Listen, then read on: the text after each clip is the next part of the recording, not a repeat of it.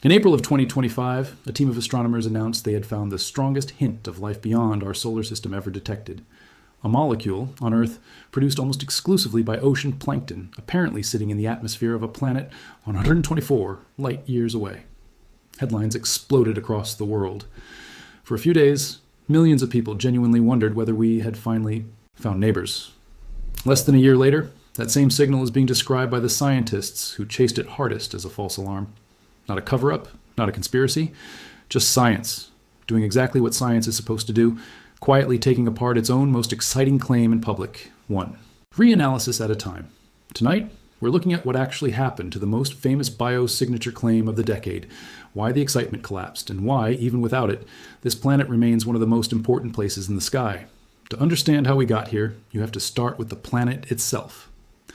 K2-18b was first flagged in 2015, buried in a flood of data from NASA's Kepler Space Telescope during its extended K2 mission.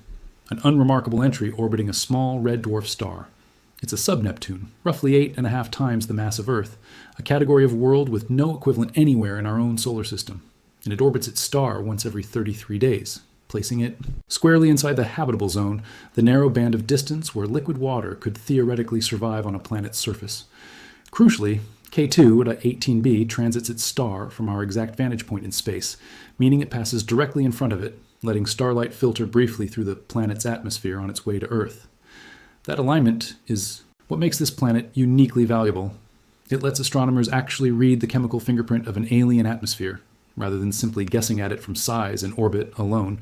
Sub-Neptunes like this one are worth pausing on because they aren't some rare astronomical curiosity.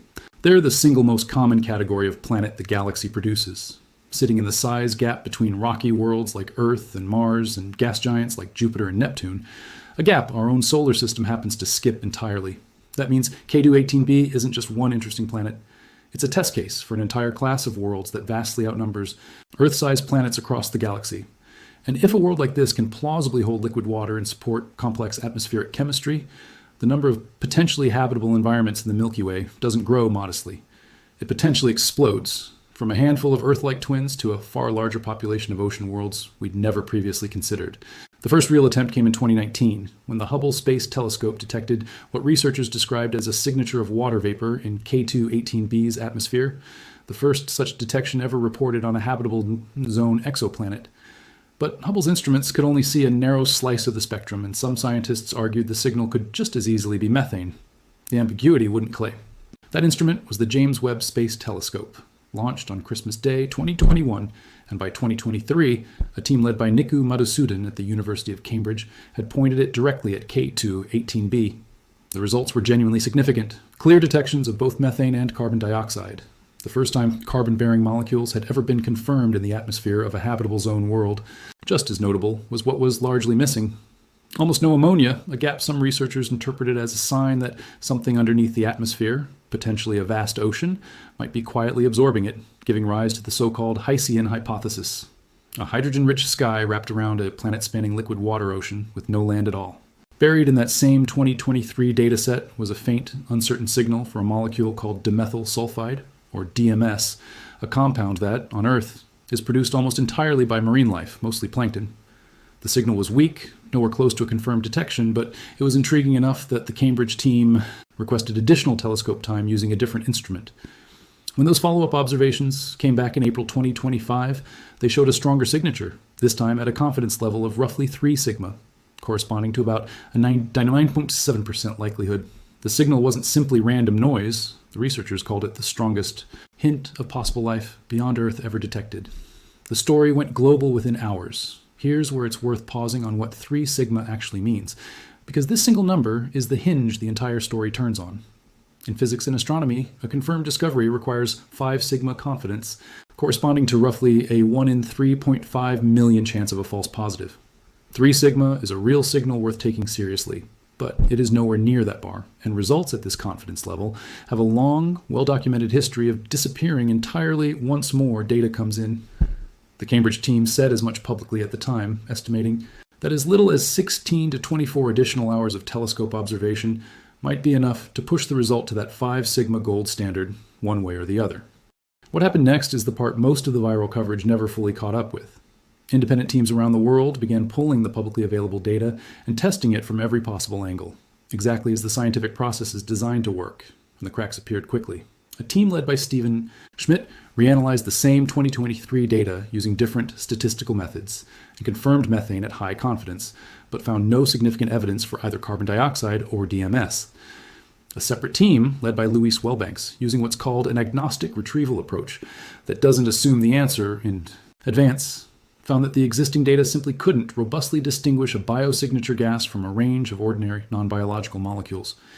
Researchers at Johns Hopkins, led by Kevin Stevenson, went further, concluding that the supposedly strong mid-infrared signal was likely dominated by unresolved instrumental noise rather than any real feature in the planet's atmosphere at all, finding that the vast majority of their retrieval methods showed no significant DMS signature whatsoever.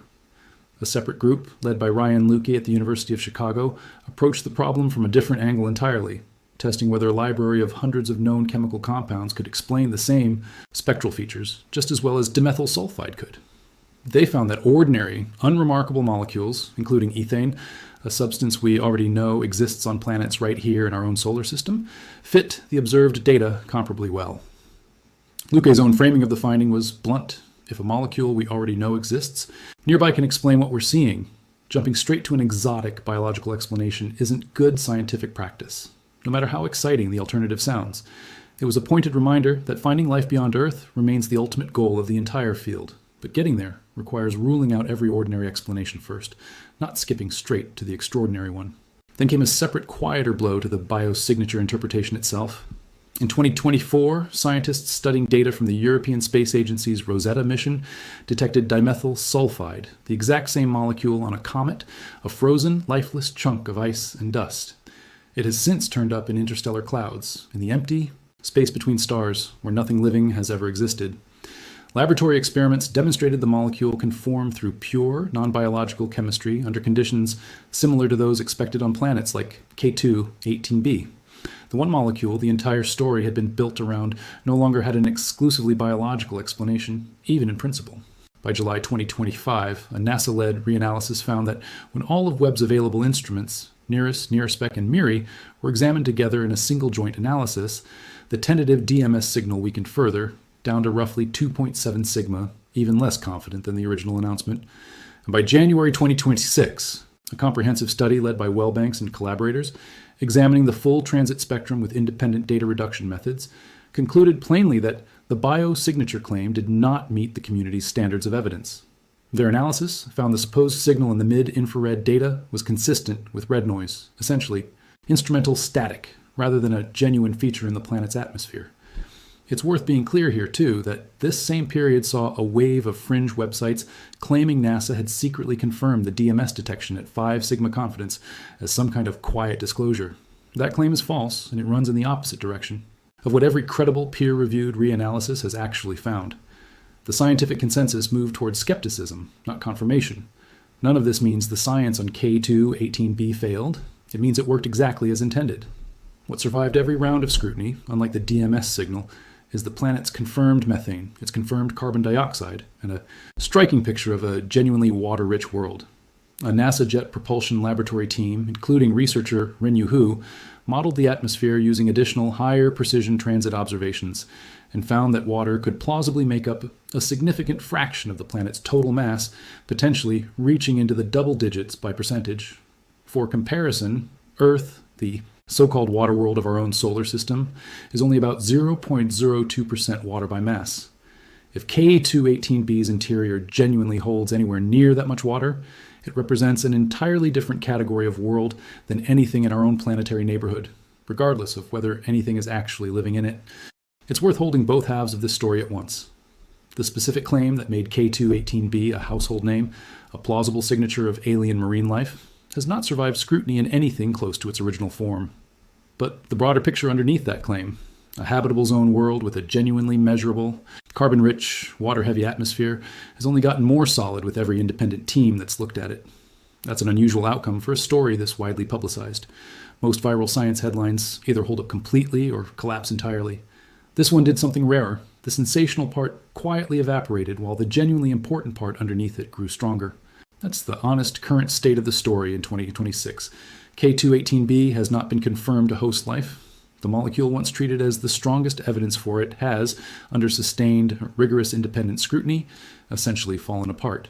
But the underlying planet, a warm, water-soaked sub-Neptune sitting in its star's habitable zone with a chemically rich, genuinely measurable atmosphere, remains one of the single best characterized potentially habitable worlds humanity has ever studied. Every earlier candidate for habitability was a guess based on size and orbital distance alone. This one, we can actually interrogate, transit by transit, molecule by molecule, and the interrogation isn't finished. K2-18b remains one of the highest priority targets on Webb's observing schedule, with more transits planned specifically to settle the composition question once and for all, using cleaner instrumental techniques designed to avoid the same red noise problems that undermined the original DMS claim. Meanwhile, the European Space Agency's upcoming aerial mission and NASA's proposed Habitable Worlds Observatory are both being built, in part, because of lessons learned directly from this exact controversy, teaching an entire generation of scientists how to tell a genuine biosignature apart from an instrumental illusion before the next headline-grabbing claim gets made. So when someone tells you scientists found life on another planet and then quietly walked it back, understand what actually happened. A tentative signal was proposed. The entire global scientific community attacked it from every possible angle. The weak evidence was identified as weak and set aside. And the solid discoveries, the methane, the carbon dioxide, the genuinely water-rich interior, survived every single test and came out stronger for it. That's not a failure. That's exactly what rigorous science looks like when it's working, playing out in public, in real time, on the biggest question humanity knows how to ask. If you want to be here when the next round of K2-18b observations finally settles this question one way or another, subscribe and turn on notifications, because whether that ancient ocean turns out to be empty or not, the light carrying the real answer is already on its way to us. And this time, we know exactly how to read it honestly.